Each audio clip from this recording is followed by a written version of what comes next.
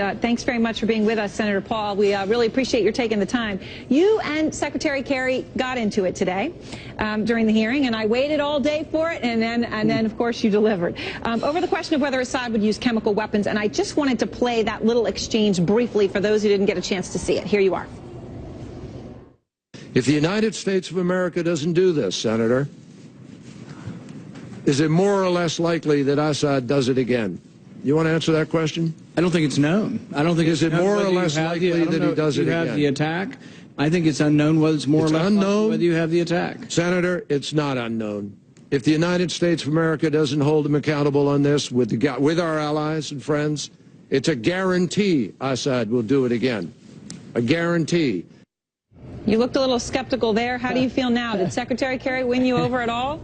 Well, he sounds like he must be a clairvoyant because he can predict the future now, and so we should ask him for stock tips, you name it. Who's going to win the Kentucky Derby next year if he can guarantee the future?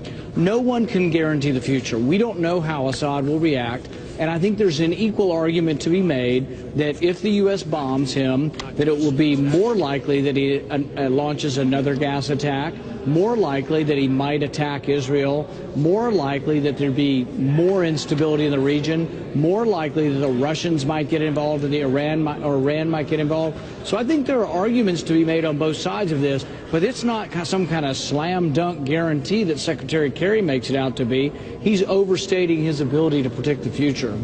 Now, you said the president's request to strike probably will pass the Senate today, but you don't agree that the president has the constitutional authority to order a strike on Syria without congressional approval. You were also very clear on that. And I wanted just to play, Secretary Kerry, as you know, got very passionate when you said that to him, and here is what he said to you. We don't want to go to war. We don't believe we are going to war in the classic sense of taking American troops and America to war. The president is asking for the authority to do a limited action that will degrade the capacity of a tyrant who has been using chemical weapons to kill his own people. The president is not asking you to go to war. He's not asking you to declare war. He's not asking you to send one American troop to war. But obviously he did leave boots on the ground as an option on the table. Well, and here's the thing is, soldiers, you know, are sailors, they're Air Force pilots, they're technicians, CIA, there's all kinds of people who will be involved in this effort. To say this is not war, it's just plain not accurate. To say it's a small war, well, he's starting out with a small war, but can a small war like Vietnam that he served in become a big war? No, I think he's not accounting for the fact that the Constitution does not differentiate between small war and big war. The Constitution says the legislature gets to decide. And what I pressed him on is that I am proud of the president for coming to Congress, but the president says he has to say he will adhere to our verdict. He can't come to us in theater and say, oh, you guys get to vote, but it may not count if I don't like your vote. He can't do that. Now, Senator, before we go, I have to ask you one more thing, though, because obviously high-ranking Republicans, as you know, have come around and said they're going to support the president on that list. You've got John McCain, who wanted the president to go further. You have John Boehner. You have Eric Cantor.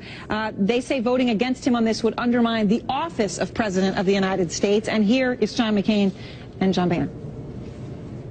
A vote against that resolution by Congress, I think, would be catastrophic because it would undermine the credibility of the United States of America and the president. This is something that the United States as a country needs to do. I'm going to support the president's call for action. I believe that my colleagues should support this call for action. Do you have any concern that your vote, which I know is a firm no, would hurt the office of presidency of the United States?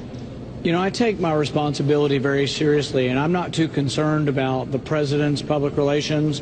I am concerned, though, about young men and young women who serve in our military, and I vote as if it's my son or your son going to war. I can't send them to war to fight for stalemate.